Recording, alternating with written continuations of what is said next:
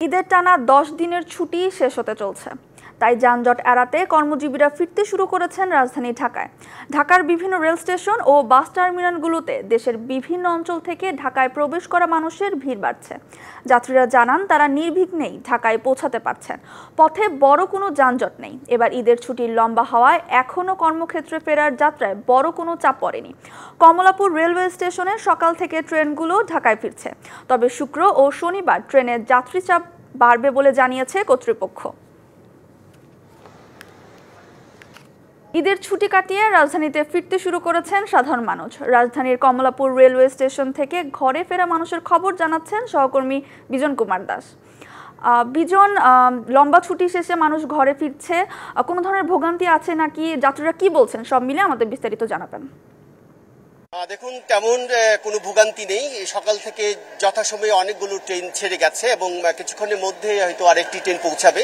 কিন্তু আপনি দেখছেন কমলাপুর স্টেশনে যত সংখ্যক যাত্রী, তারা কিন্তু সবাই যে বাড়ি ফিরছে বিষয়টি তা না, তারা কর্মস্থলে যাচ্ছে। কর্মস্থলে ঢাকায় যেমন আসছে, কর্মস্থলে ঢাকার বাইরেও বিভিন্ন জেলা শহরে তারা যাচ্ছে। এমনই অনেকগুলো পরিবারের সাথে আমি কথা বলেছি। বিশেষ করে সেনাবাহিনীতে চাকরি করে, উনি যশোরে পোস্টিং, ওনার বাড়ি নোয়াখালী, উনি নোয়াখালী থেকে ঢাকায় এসেছেন। ঢাকায় ট্রেনের জন্য অপেক্ষা করছেন, তার ট্রেনটি কখন আসবে, তিনি যশোরে যাবেন। সেই কর্মস্থলে ফেরা এই যেমন যাত্রী। 25 বছরের ওয়ারেন্টিযুক্ত দীর্ঘস্থায়ী দরজা প্রোটেক্টর, আধুনিক ও মজবুত দরজা।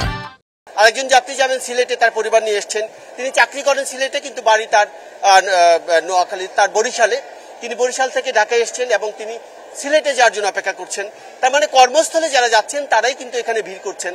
আবার ঢাকায় সর্বোচ্চ সংখ্যক, যেহেতু রাজধানী, এখানে প্রচুর সংখ্যক মানুষ কাজ করে, তারাও এখানে আসবেন। সকালে যে কয়েকটা ট্রেন এসছে, সেই ট্রেনগুলো ঢাকায় কর্মব্যস্ত মানুষগুলো তারাই ফিরছেন। আপনি যাচ্ছেন আমার বাদিকে যে 4 নম্বর প্ল্যাটফর্মটি, 6 নম্বর প্ল্যাটফর্ম, এই মানুষগুলো যাচ্ছে। আমরা দেখছেন যে একটি ট্রেন আসবে এখানে, সেই ট্রেনে ওঠার জন্য আপনি প্রচুর মানুষের হয়তো লম্বা লাইন করে তারা যাওয়ার চেষ্টা করছেন, ট্রেনে উঠবেন। কিন্তু তারা বেশিরভাগই কর্মস্থলে যাচ্ছেন। আবার কিছু কিছু পরিবার আছে যে ঢাকায় ঈদ করেছেন, তারা তাদের বাড়িতে যাচ্ছেন, যেহেতু এই সময়টাতে মানুষের চাপ তুলনামূলক কম থাকে এবং এই কারণে তারা এই সময়টা বেছে নিয়েছেন। এছাড়া একটি জানিয়ে রাখি যে স্বাস্থ্য মন্ত্রণালয় থেকে জানা হয়েছিল যে সম্প্রতি করোনা যে সংক্রমণটা বেড়েছে, এই কারণে ট্রেনে যারা আসবেন অথবা যাবেন, যেহেতু এখানে একটি জনসমাগমের ব্যাপার থাকে, ট্রেনের ভিতরে এবং বাইরে তারা যেন মাস্ক ব্যবহার করেন এবং স্বাস্থ্য সচেতন থাকেন, জিনিসটি বলেছেন। কিন্তু আমরা এখানে দেখছি যে সমস্ত যাত্রীরা আসছেন বা যাচ্ছেন, তাদের খুব কম সংখ্যক মানুষ কিন্তু তারা মাস্ক তারা ব্যবহার করছেন। আমি জানতেও চেয়েছিলাম, তারা বলছেন আসলে তারা শুনেছেন, কিন্তু এখনো তারা ব্যবহারে অভ্যস্ত হয়ে ওঠেননি। হয়তো আস্তে আস্তে যখন এটি কম বেশি হবে তখন তারা এটি ব্যবহার করবেন। তো সবকিছু মিলে আমরা বাস টার্মিনালেও ঘুরে এসেছি।